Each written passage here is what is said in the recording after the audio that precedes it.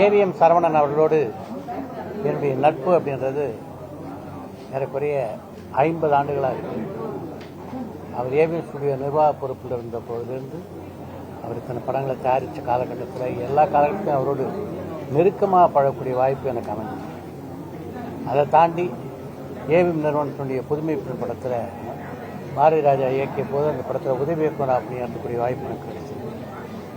ஒரு தயாரிப்பாளர் எப்படி இருக்கணும் அப்படின்றது உதாரணமாக திகழ்ந்தவர் ஏவிஎம் சரவணன் அப்படின்னு சொல்லலாம். அதே மாதிரி ஒரு ஸ்டூடியோ அதிபராக இருந்தோம். பத்திரிகையாளர் எல்லார்ட்டையும் மிக எளிமையாக சகஜமாக பழகக்கூடியவர்னா அது ஏவிஎம் சரவணன் அவங்களுக்கு தான். அவர் எப்போ நீங்கள் போய் பார்க்கணும்னு நினச்சாலும் பார்க்கலாம்.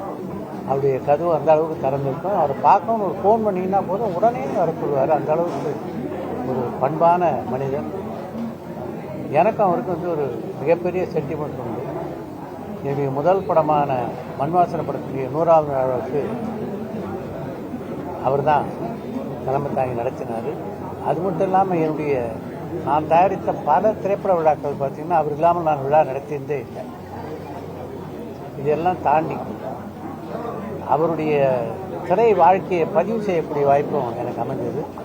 டூரிங் டாக்கீஸில் சாவி சித்ரா அப்படின்ற நிகழ்ச்சி வர்றது உங்களுக்கு எல்லாருக்கும் தெரியும். அதில் முதல் பேட்டின்னா அது ஏவிஎம் சரவணன் பேட்டி தான். அந்த அளவுக்கு எனக்கு அவருக்கு ஒரு சென்டிமெண்ட் அட்டாச்மெண்ட் உண்டு.